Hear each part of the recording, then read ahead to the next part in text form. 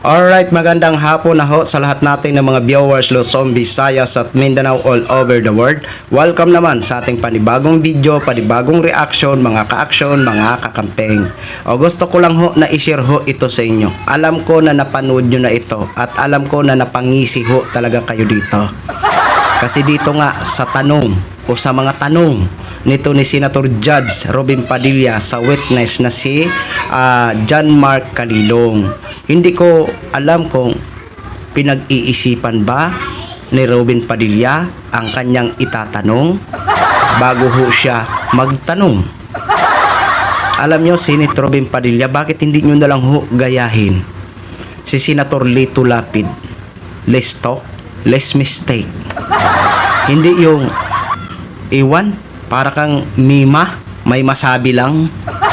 So ito nga mga ka-action, mga kakamping, panoorin at pakinggan ho muna natin ito bago ho ako magbigay ng aking sariling opinion. Credit o courtesy ho sa video ng Billionaire News Channel. Please allow me to use for informative purposes only. Thank you so much, Ma'am Insert.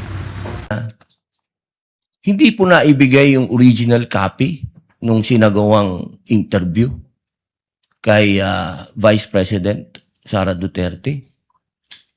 Yung original po na kopya, kung sino po yung nag-record. Wala po kayong affidavit? Meron po ba kayong affidavit na nakuha nyo? Yes sir, ako po yung ang inire-request po ng DOJ dyan is affidavit po nung nag-screen record, which is my affidavit, Your Honor. Meron po siyang affidavit?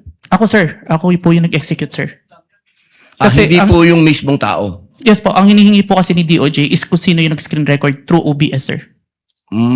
Hindi po yung mismong tao? Yes, Your Honor. Kayo lang po yung nag-affidavit? Yes, Your Honor. Pero meron po kayong ng pagkakataon ba na nakausap nyo yung tao at nagbigay siya ng affidavit? May I clarify, Your Honor, if sinong tao yung tinutukoy? Yung nag-record po? Ako po yung nag-record through OBS, sir. Hindi po. Yung mismong nag-record po kay Inday sa Vice President. Nakausap niyo po ba? Yung raw file po. Kasi napakahalaga po nun. Kasi doon po natin malalaman kung original ba o hindi. The video itself, sir, is publicly available. That's why I performed the recording, sir. Opo. Pakisagot na lang po, mahal na saksi, kung nakuha niyo po ba yung original. Yung original, hindi po yung galing sa internet. The original, no, sir. Yun lamang po. Maraming salamat po.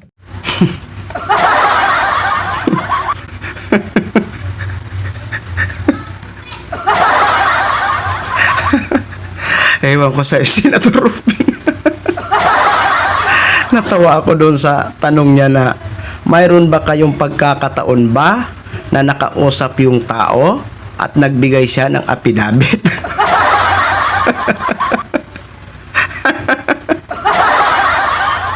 Siyempre, nagtanong din ang witness, may I clarify, Your Honor, kung sino ho ang tinutukoy nyo?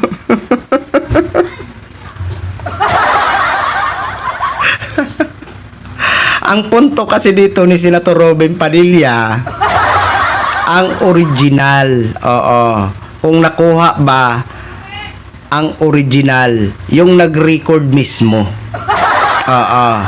At kung nakausap ba, yung nag-record mismo daw kay Inday. Oo. Ang gusto kasi dito ni Robin Padilla, yung original ba, yung hindi daw nanggaling sa internet.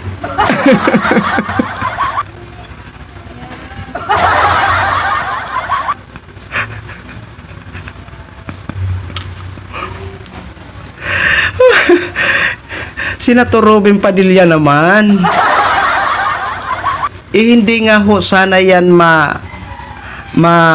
maipabalita kung hindi in-upload sa internet.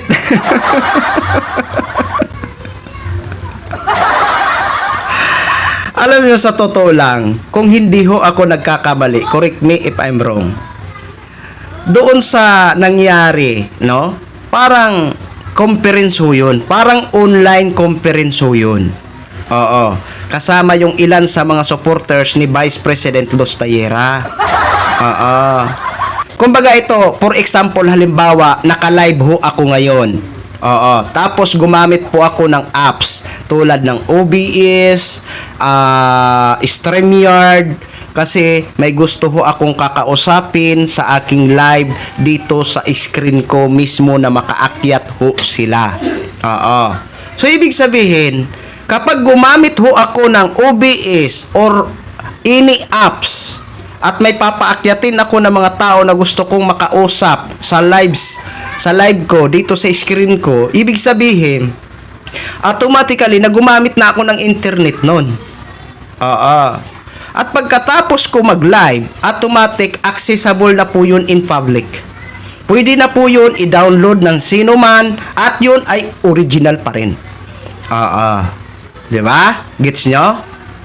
Ang ibig kasi sabihin dito ni Robin Padilla, kung sino daw ang nag-record doon sa interview ni Sarah. Ang tanong natin kay sino si Robin Padilla? Sino ang tatanungin na tao na nag-record? Kung halimbawa, online conference ho yun. Diba?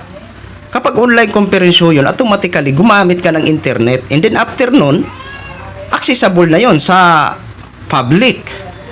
Sa mga sokmed. Oo. Diba? Kaya Senator Robin Padilla, lagi ka na lang ho. Ewan. Isip-isipin nyo naman kasi ang mga katanungan nyo.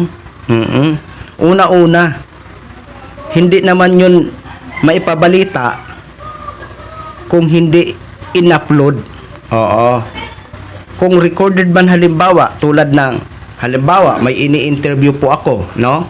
May ini-interview ako na tao, may tinatanong ako na tao, tapos nire-record ko, pero hindi siya naka-live. Oo, recorded lang. So, yun yung recorded. Ako yung nag-record. Diba? Pero, yung live, online conference, automatically na gumagamit yan ng internet. At pagkatapos yan, naka-public agad yan. Oo. Accessible na yan in public. Pwede po talaga agad yan ha. I-download. Gets niya? Ito kasi si Senator Robin, iwan ko dito. Paano nga, pahara-hara lang kasi lagi. Pinagtatawanan na lang. O yun lang ho, mga ka-action, mga kakamping nog, share ko lang ho sa inyo yan. Maraming salamat ho sa ating mga viewers, Luzon, Visayas at Mindanao all over the world. Ako po, ang inyong lingkod, sila Action Man. Have a good day, everyone!